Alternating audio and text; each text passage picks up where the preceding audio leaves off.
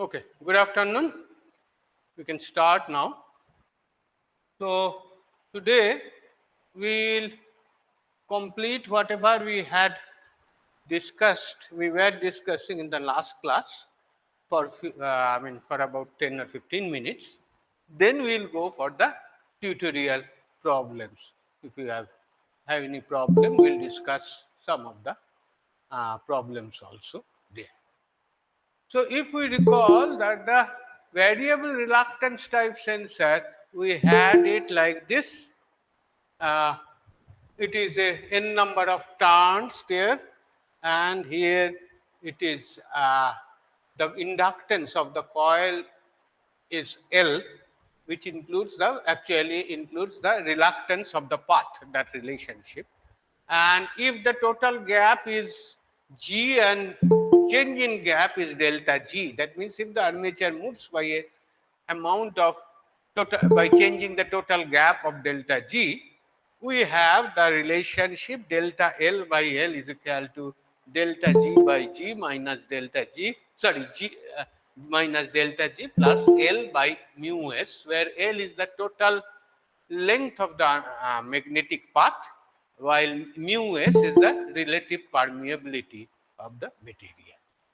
And from there we have got that the sensitivity also, expression also, we got it delta L by L divided by delta G by G is approximately is equal to 1 divided by 1 plus L divided by mu S into G. So, this is the thing we have seen that one. Then we came to the push-pull type.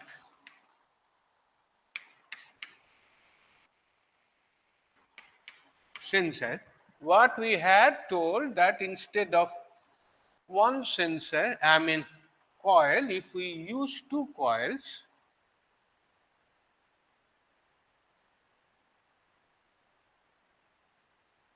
identical number of turns and two magnetic cores, in a manner that if the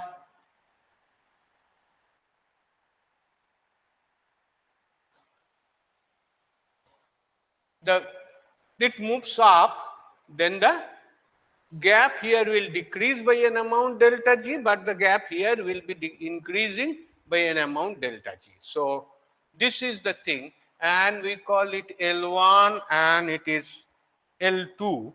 Other things are all identical, and this configuration we call it push-pull type.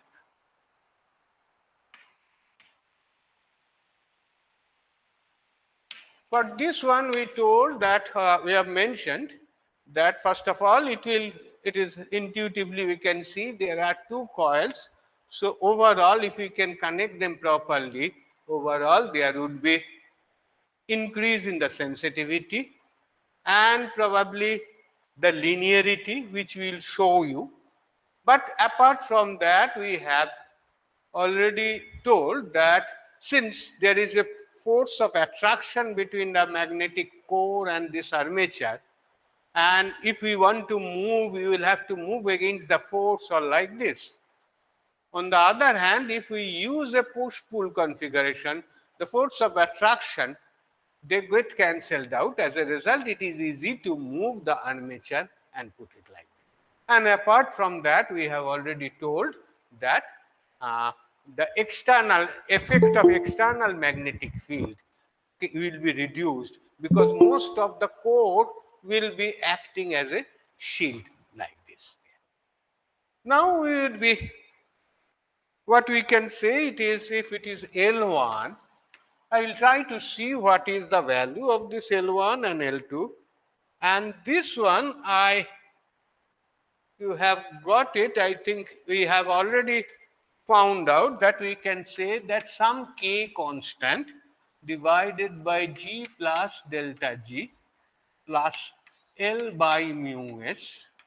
This can be expressed as some other constant k1 is equal to 1 plus k2 into g plus delta g. For example, I can, some k was, here it was n square mu 0 into a, and here k2 comes to be is equal to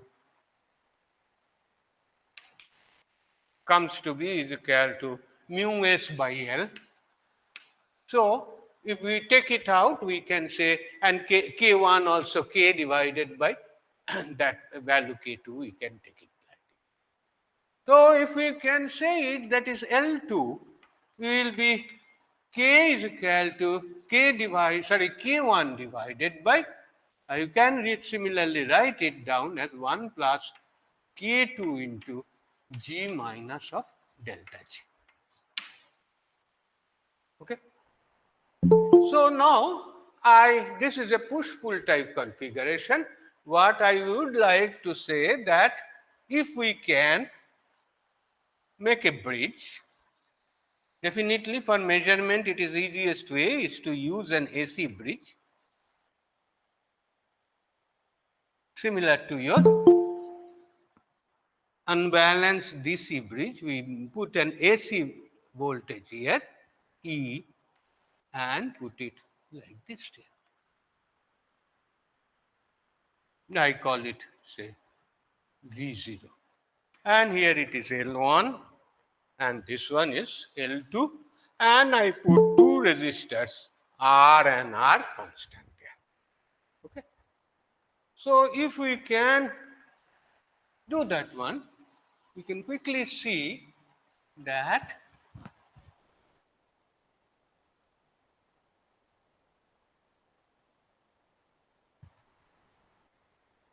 V0 is equal to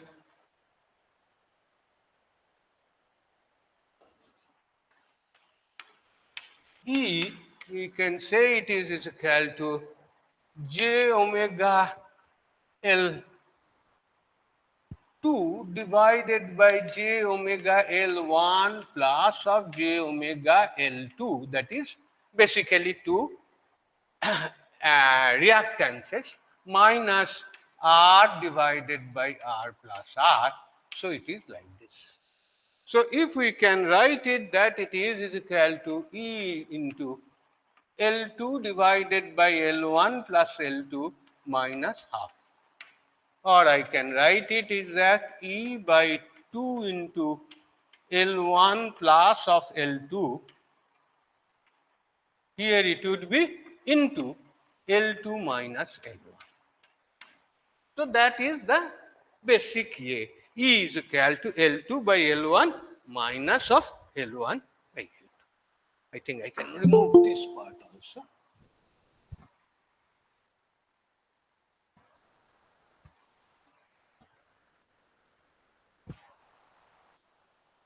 Now if we look at it, putting all the things in A there, if we try to find out L2 minus L1, so you can easily see that this is equal to, I am just putting this algebraically, you can find out this is equal to 1 plus of K2 into G minus delta G into 1 plus K2 into G plus of delta G.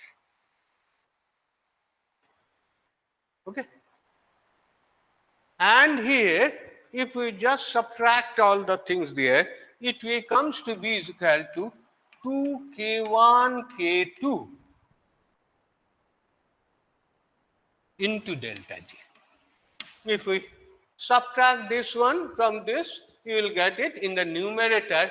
There would be K1 and K2 because naturally all are the same. This delta G term is there and they will add up. This will be delta G.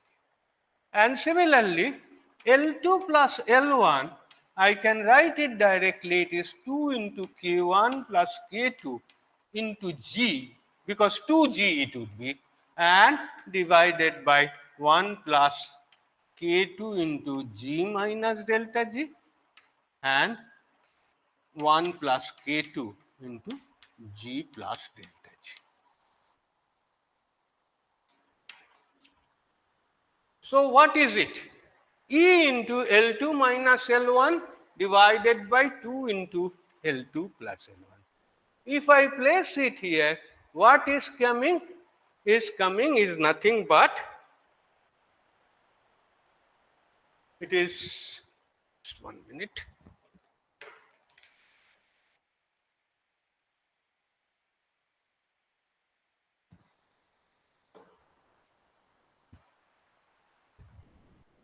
E by 2 definitely, and this L2 by L1 and these things will be simply, it would be delta G. What it is? It would be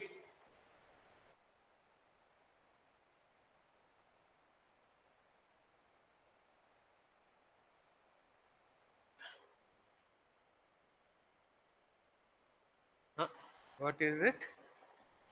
Sir, L2 plus L1 should be different. That is the thing I was. That's right. Thank you. It is 1 plus K2 into G. Yes, sir. 2 into 1 plus K2. Sorry, that's what I was thinking, that I must have done some mistake. Thank you. 2 into 1 plus K2 into G. Okay. So if it is so, then our things are simple. So it is equal to E into 2 K1 K2 into delta G divided by 2K1 into 1 plus K2 into G. Is it okay? So what we can say is equal to E by 2 into K2 into delta G divided by 1 plus K2 into G. Okay. But what we can say is that, in very interestingly, the V0 is proportional to delta G. Because of the push-pull configuration, we see there is absolutely no nonlinearity or like this there, and V0 is proportional because all of them are constants, and V0 is proportional to delta G. So naturally, it gives you the push-pull configuration, gives you very linear performance there.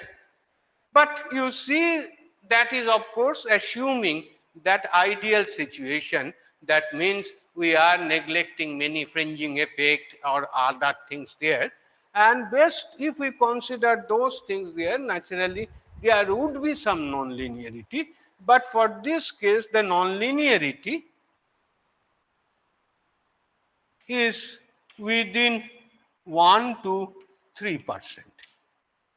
So we will have a much smaller values of nonlinearity compared to if we had used only one area.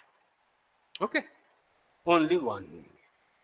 And one more thing also, you could see also, instead of using one area there, you must have seen that this part comes to be, if we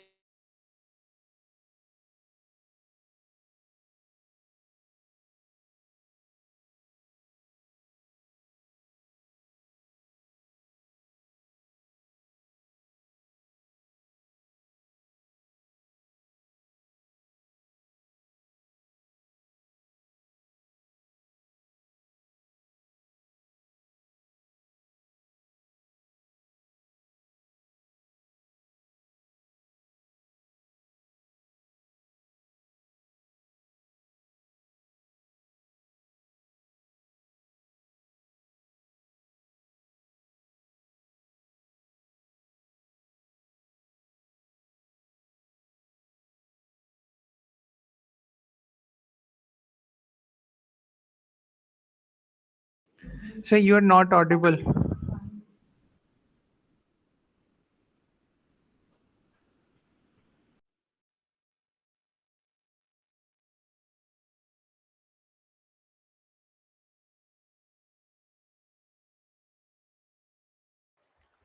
sorry, many problems at the time. Okay. So what I wanted to say is that if you consider this configurations, we have this one E by 2 into, if K2 is greater than 1, then it is equal to E by 2 into delta G by G. And I take it as a problem. So suppose I change the configuration. I make L1 here and interchange R and L2 here. So and for the sake of simplicity, I just say it is L minus delta L, and this is equal to L plus delta L. So that it will become the G and all the things we can use here. Show that, and here definitely we need to consider also that the omega is the angular frequency. The task is that show that if omega L by R equal to 1, I can always fix the inductor, the frequency such that omega L is equal to R. Then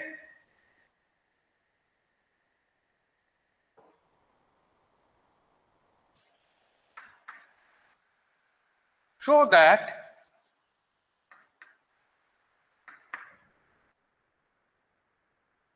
V0 is equal to E into delta L by L for P square, for delta L by L much smaller than 1. So interesting. Here it was, the sensitivity was, the factor was E by 2.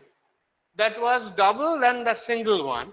But if we change the configuration and if we interchange this R and L2, what we can do is that it becomes definitely a frequency dependent bridge, but at the same time, if we can decide the frequency such that omega L is equal to R, you will get it, that is the sensitivity gets doubled up there. That's a very interesting thing. I leave it to you for uh, deriving it, or like this here.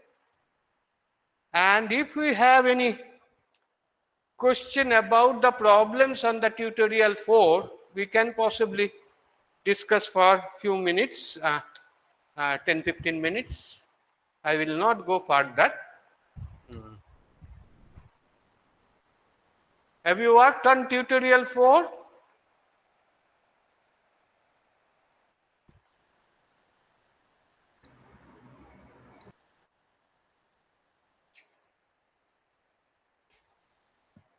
So, yes? Anybody? No. Yes. Arun, how can you? You are not at all attending class after I scolded, and that one you are coming. But what about others? Anybody? Say, suppose two problems, I will take it up for the to understand that maybe some problems there.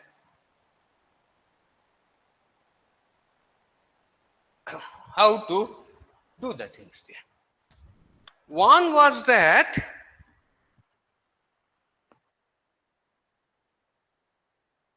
okay, one was with a strain gauge, obviously the bridge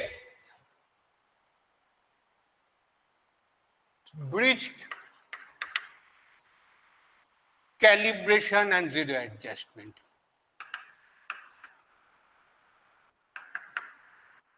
And zero adjustment. I think I am referring to the problem number 3.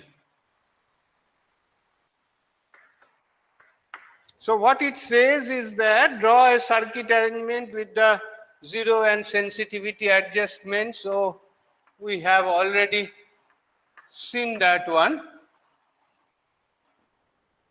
for a strain gauge bridge RZ1, RZ2, and here we have got a strain gauge, and here it is P0. So it is problem 3. It says that R1, RZ1 is equal to 25K and RZ2 is equal to 10K.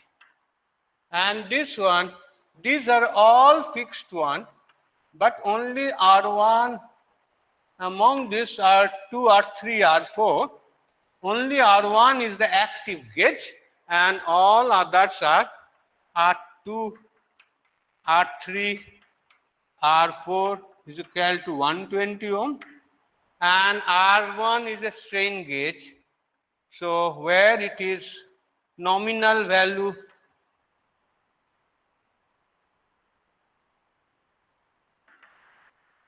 is equal to 120 ohm. So the question was that this was for our zero adjustment.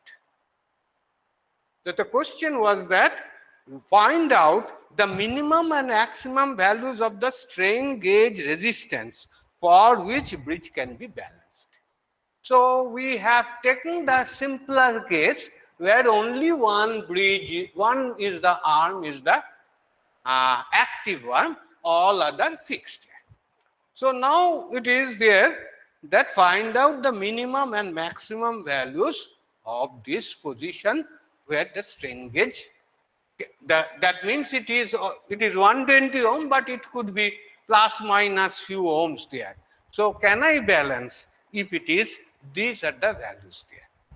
Of course, for doing it, we can use a more complicated one, but I can say that I call it position A and another position I call it position B there.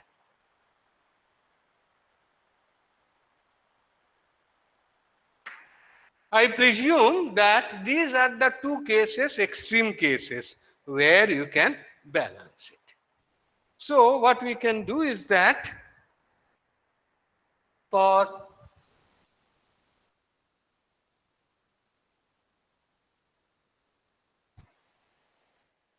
at position 1,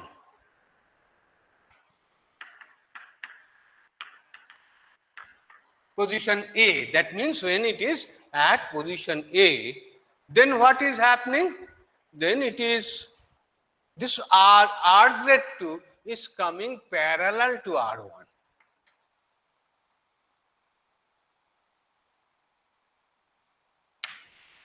So what we can say that R1 parallel with RZ2, if it is balanced, then what would be the value? It equal to R4, because all are 120 ohm. So naturally, this is equal to 120 ohm. Then only we can balance it. At this point, R1 plus R parallel RZ2 is equal to 120 ohm. So we can do the things there. The question is that what would be the value of R1?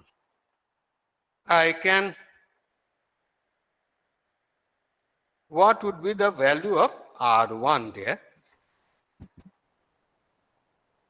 So we can say that this one, so 1 by R1 plus 1 by RZ2 is equal to 1 by 120 ohm.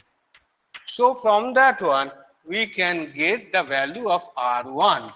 It will be definitely R1 will be what? More than this one, then only more than 120 ohm. This will come as equal to,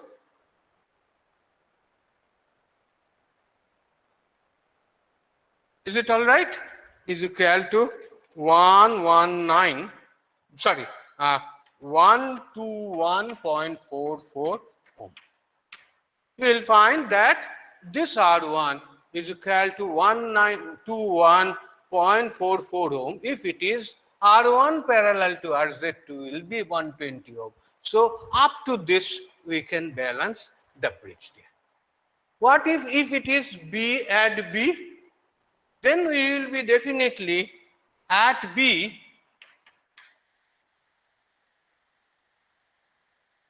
then definitely if it is balanced, then it is R1 value is equal to R4 parallel with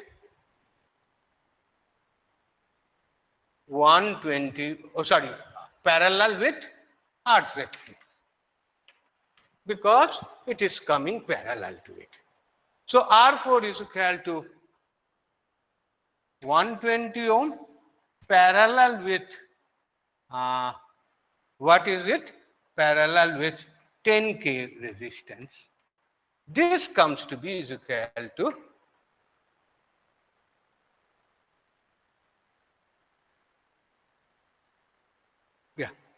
So this comes to be is equal to 119.92 ohm. So we can easily understand that from the values of, if R1 varies from 119.92, or is it 119 or 118, sorry, this is a mistake I have made. It is 118.57.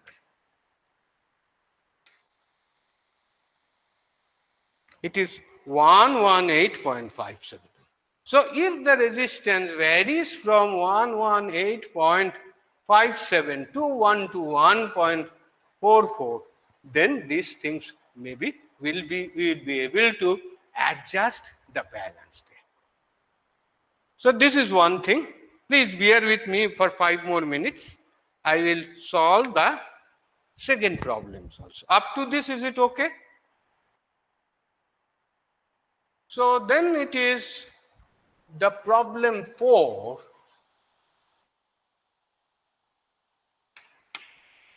Problem 4 says,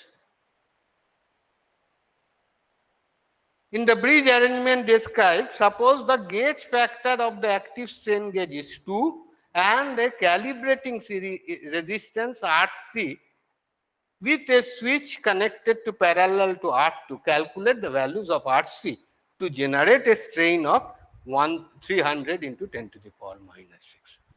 So for the time being, I assume that, okay, this gauge is 120 ohm. We don't have that problem, so we can forget about this part there. And what we have is that parallel to R2, I have a calibrating resistance RC. And the R1 value in this case is equal to R1 value in this case is equal to 120.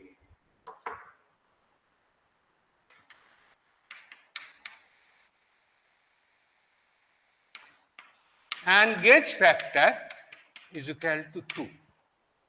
So what we said is that this R2 and all the things are the same there.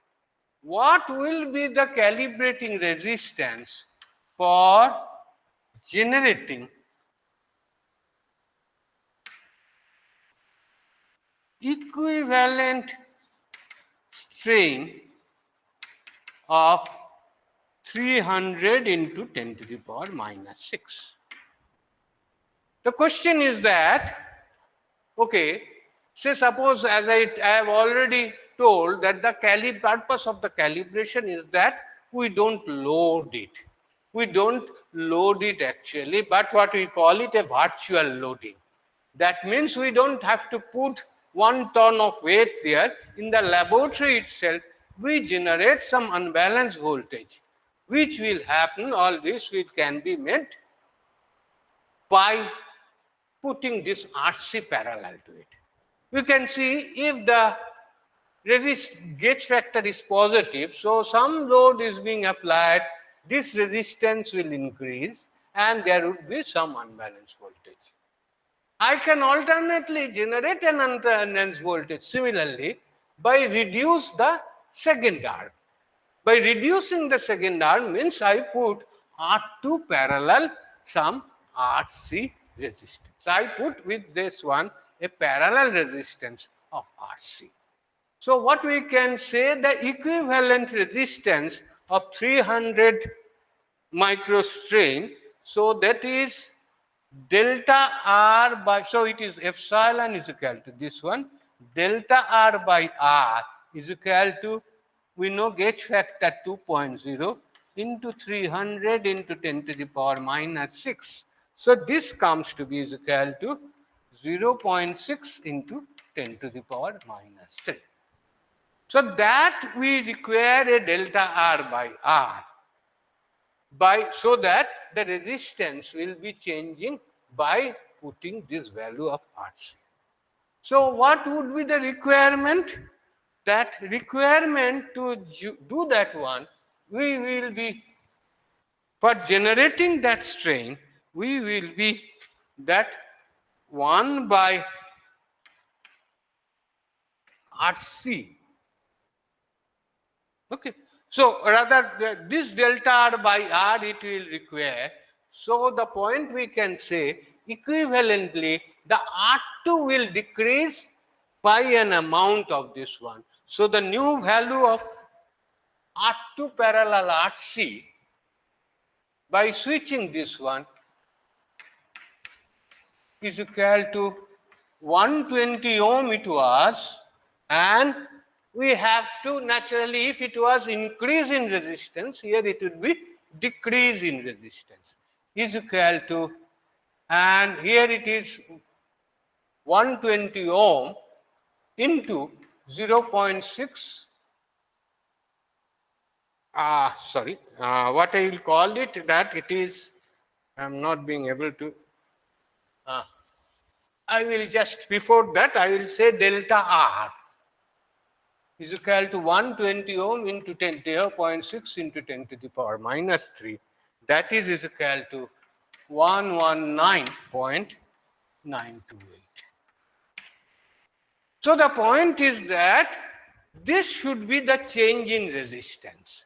And as a result, what we require, that 1 by RC plus 1 by this R2 value, 120 ohm, is equal to 119.928. Then only the unbalanced voltage will be such that in the case of 300 microstrain is applied. If we solve it, you will get the RC value is equal to 200 kilo ohm. So we require a high value of RC is equal to 200 kilo ohm. Then we can say that, okay, and then calibrate that, okay, it should give you some voltage, full scale voltage. If it is not, you adjust this one. So some more problem is there, I think, for other strains also, that is as 500 microstrain and like this, you can also do that. So I'm sorry because of the interruption. So rest of the things and other problems maybe I will be discussing in the next class. So I will stop here.